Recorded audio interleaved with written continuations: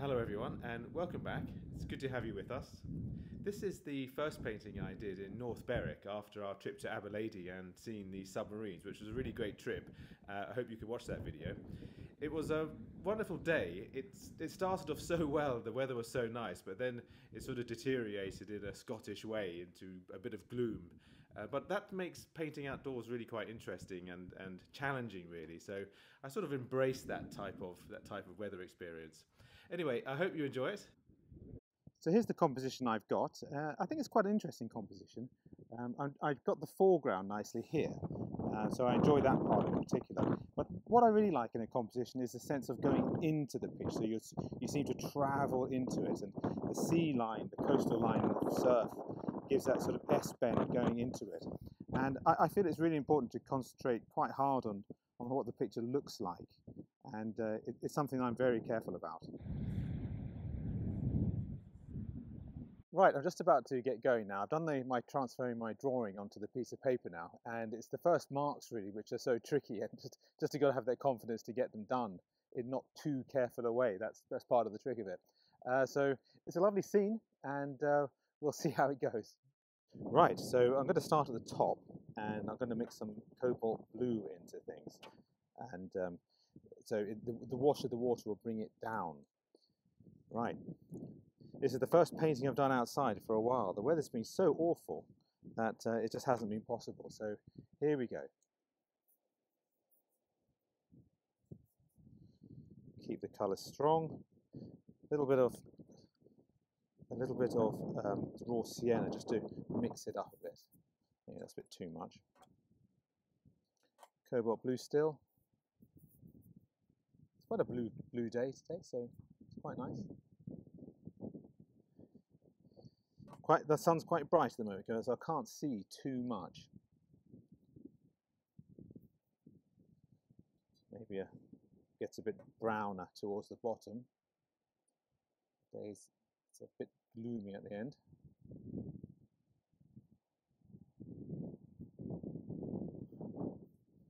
Yeah. It's always fun doing these first marks. You sort of take your life in your hands to begin with painting. Okay, that'll do for the moment. And then we have a sort of mauvey sort of colour coming in, which is the distant trees. So I'll just indicate them a little bit. The distant, that's Fife in the distance. I'll go over that as well. So what I like to do is to get the first wash done really, and I try and cover everything that I can. So the next layer is the sea, and it's a greeny coloured sea. Lots of lovely colours in there. So a little bit of ultramarine blue and Viridean.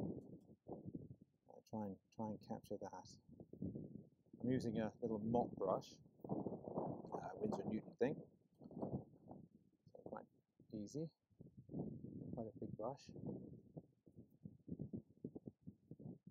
So I'm working at quite a speed as well. So ultramarine blue, cobalt blue, and just mix it up and see how it goes. Really bright. That's a lovely colour. There's something very satisfying about blue. Trying to leave patches of white where the surf is coming in as well. So I'm going to cover all of the paper.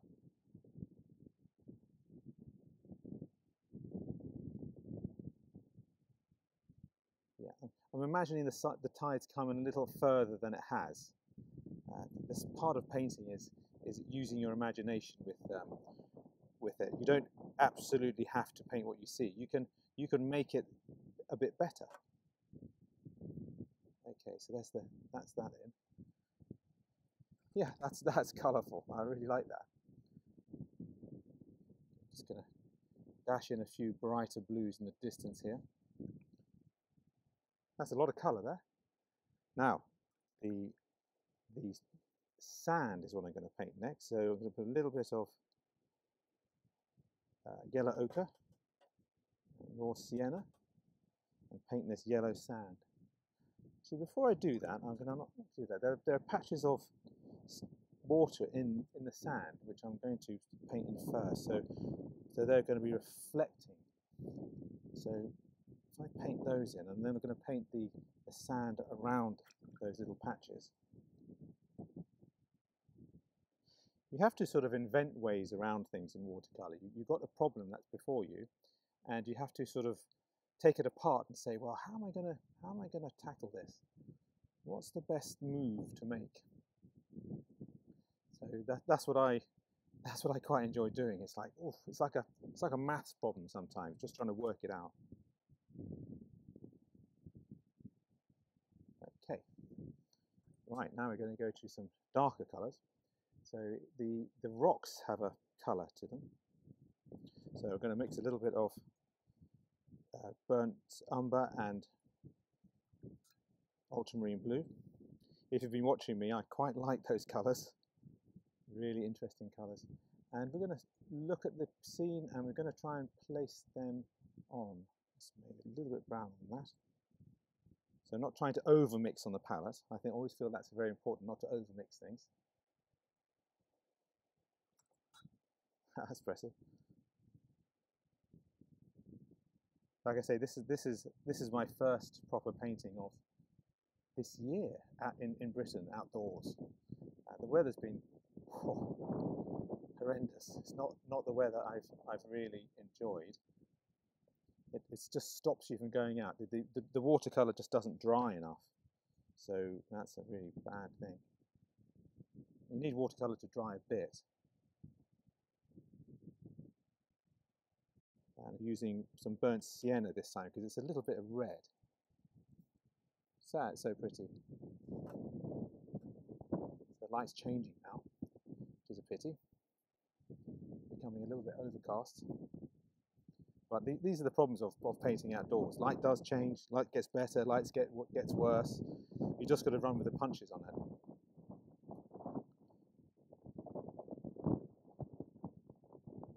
These little rocks are so fascinating. Okay, that's nice. Trying to evaluate things and work out if I need to do more or less, or that's what's quite important in watercolour. You have to work out whether you've come to the end of something or the beginning of something, because you mustn't overwork it. That's the ultimate sin for watercolour, overworking. Okay,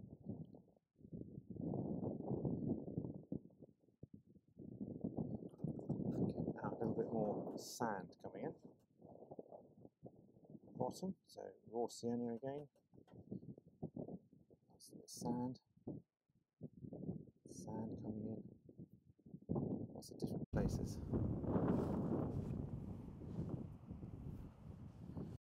And go to my big Raphael brush and head into the distant mountains.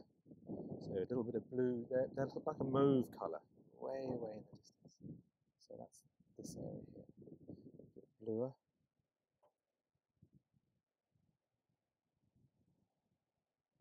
In the distance.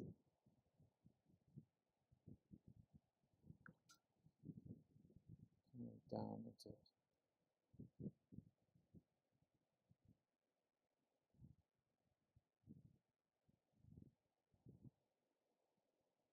There, that's the hills of Fife in the distance. Right, then we're going to work on the volcanic plugs that are in the ocean and the sea there. And as I say, they are basically the remnants of big volcanoes, the core of the volcano, and they're quite dark. So a little bit of ultramarine blue and burnt umber. Let's see if we can get these in. Quite dark.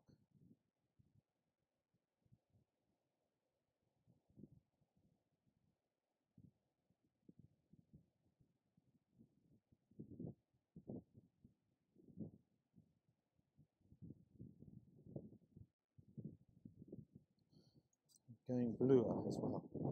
Maybe try a little bit of cerulean blue. I haven't touched cerulean blue today. It's unlike me. Put that in there.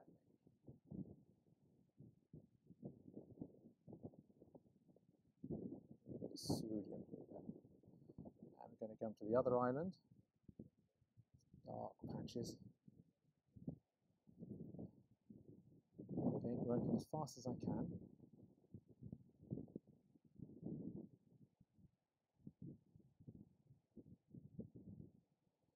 Always trying to change the colour a bit.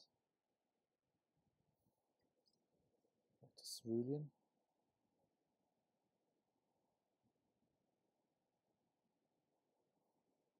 And then the little bits at the end, little rocks coming up. That's nice. Just change this a bit. That's the top of it coming in. Great. Just have a careful look at that. It's fine. Now, question of working into the picture now. So you've got a dark bit of island coming in here, which I'll put in. And then this darkness. So this is the second layer really coming in. Coming back to the left of the picture, and there's another rock here coming in. Darker at the bottom. Here. I like these little rocks. They give it a little bit of shape. It fills that corner, which is a tricky part of the painting up.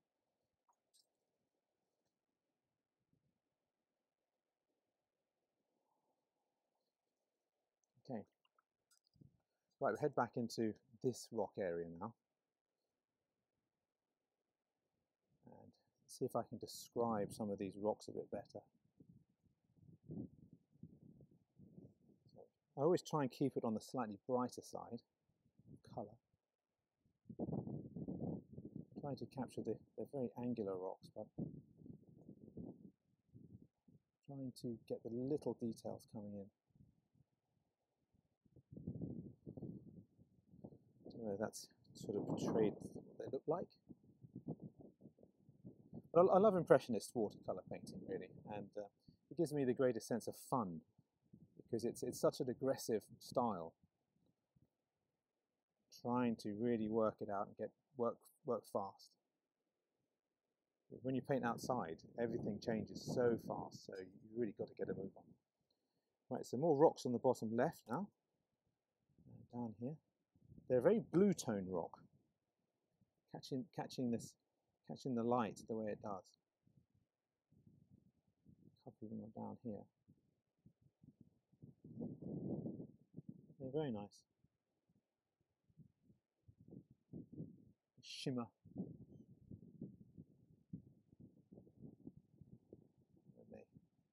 So come down in here, lots of little rocks jutting out. The weather's really changing now. It was bright sunshine earlier on, but that's changed.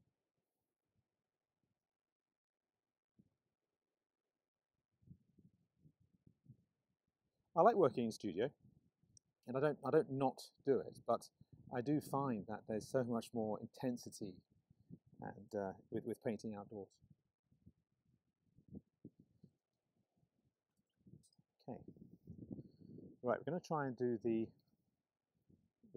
grasses now. Right, I'm just going to work out how to do it. You've got to take a breath every so often and think to yourself, well, how am I going to do that? So we've got the shadow side of it. So I'm going to try and paint the shadow in cerulean blue. Remember, I always paint the shadows in blue. I just like that. I think it adds something to it. Makes you realise it's the cold side. So I always like to depict shadow as a cold colour. Blue's the one for me.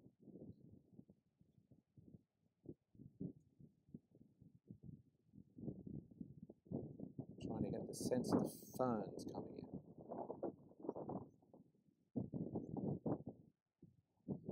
So this is cerulean blue that I'm trying to use here. Trying to get that feeling of the grass coming in. So nice. So shadows, shadow here, shadow there. Lots of shadows everywhere. Okay, so that's the blue side of it done. Now we need to do this sort of greeny side. So I'm going to use Hooker's Green. So I'll put that there maybe. And raw sienna, a bit of yellow ochre. So you see I'm mixing them up in a different parts. And I'm trying to make them quite rich. So I'm keeping them separate still. So mixing up these little colours. Okay. Right, now let's try and take these colours. So to get rid of the water on my brush, I'm just flicking it down onto my right. Tan is on my left today, so she's all right, she's safe. So trying to get these colours coming in. Sort of brief marks, gives you the sense of the grasses flying in the wind. So trying to do it largely to the right of the shaded of the blue side of it. It's pretty.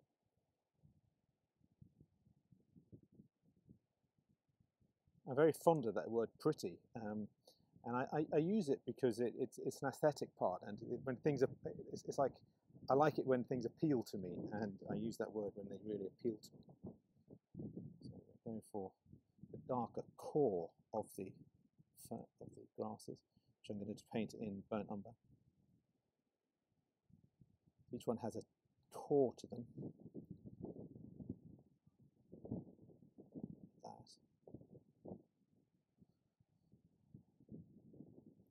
And there's also lots of grasses coming into the front. There's some quite green areas, but the grass is laid flat on the ground.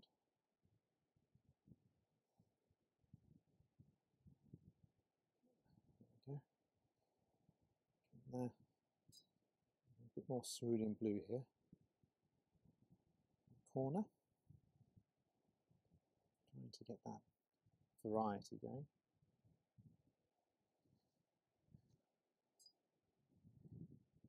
Now we move to the other side of the painting now.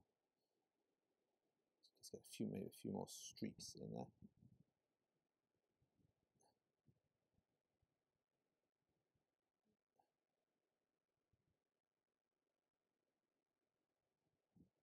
Working, that's quite a nice area here.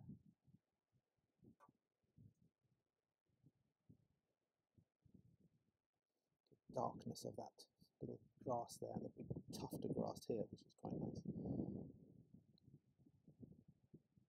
So you see that going over the top, that's nice too. Sometimes you see a mark and you think that's a really nice mark, and I really like that mark. Again, it's your aesthetic judgment that gives you that pleasure. Right over to the left now, do these grasses coming over here. Which come in all sorts of different shapes and angles. They're everywhere. A bit more green. A little bit lump. I'm going back to these rocks now just to describe them a bit more. A bit more contrast.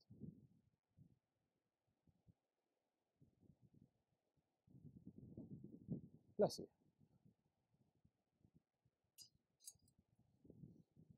Okay.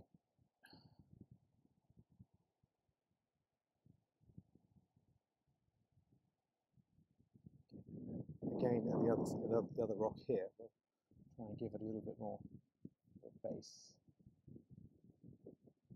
Make it look a little bit more real. So that is pure pigment there. A lot of it, too much.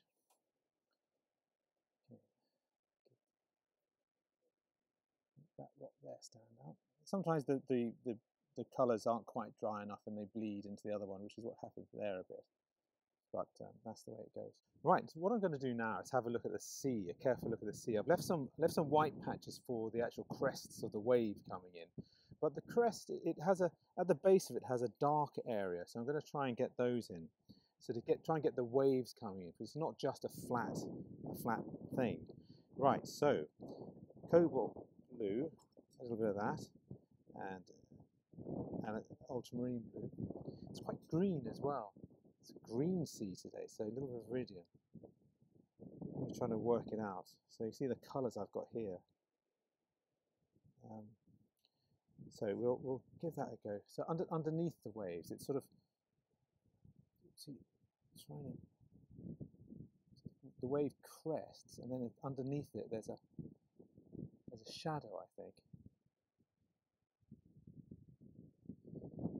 Whether that works out. There's always a little bit of experimentation, really, with painting. You never quite know what's going to happen until you give it a go. These waves come. Yeah. Right, so I've squeezed a little bit of white paint, and this is gouache paint. So gouache paint is basically, it's the same as watercolour, but it's opaque. Gouache paints are opaque colours, so they're like poster paints really, whereas watercolours tend to be much more transparent, and so they have much more luminosity to a watercolour than they do to a gouache paint. Gouache paintings can be quite flat at times, unless it's in the hands of a master, then it's something else. Right, so little bits of white touches here. I squeeze the gouache paint right at the very end because it dries so fast. So little bits of waves. Here they're crashing up against the island. So that's quite fun to do.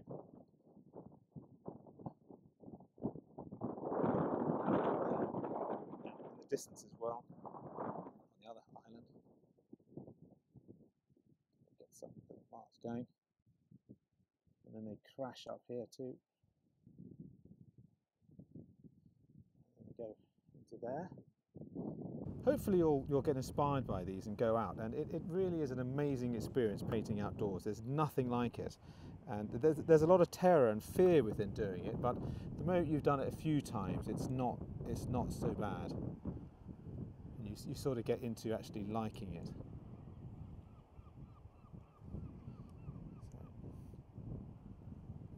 These little bits of lichens on the rocks, which are quite fun.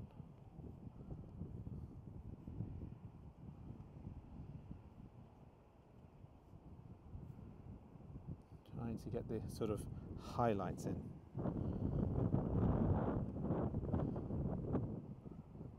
Maybe I can do a little bit more to the sky. A sort of darker cloud that's coming right here, so maybe that's a bit too dark. Maybe I can do that to it. Just gives it a sense that there's a darker element to it. Now, what I quite like to do as well is to try and introduce a little bit of life to the picture. So there's no sailboat out there, but I quite like to paint a sailboat in somewhere. And I think I'm going to paint it here so that it's going to contrast between the sail and the rock behind. So let's give it a little bit of a sailboat coming in, so it's stretching down here. Just so it gives a little bit of focus to the picture.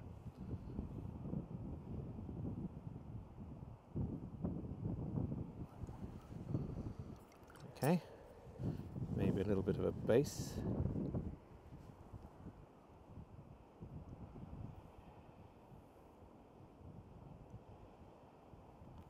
Something like that.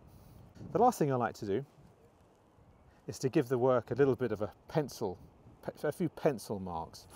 It's just something I like doing, and it just, I think, just breathes a little bit of life into the drawing, and into the watercolor. It gives it a little bit more shape, and you don't have to do this by any means, but it's just something I enjoy. There's a lighthouse on top of that building, on top of the island there, so I'm going to paint that in. Nothing too spectacular, just a little mark coming up, so just to show that there's something there. So there we have it, all done, and yeah, I'm pleased with it. I thought it's a really colourful picture, and above all, I love a colourful picture, and painted with a bit of dash to it. So I am pleased with that. The weather has really changed. Tanya was saying that she wished she brought her gloves. So it is March still, and it is pretty cold and it's got pretty grim out here, but the painting is like a glowing, colourful rainbow coming at me, which makes me feel better.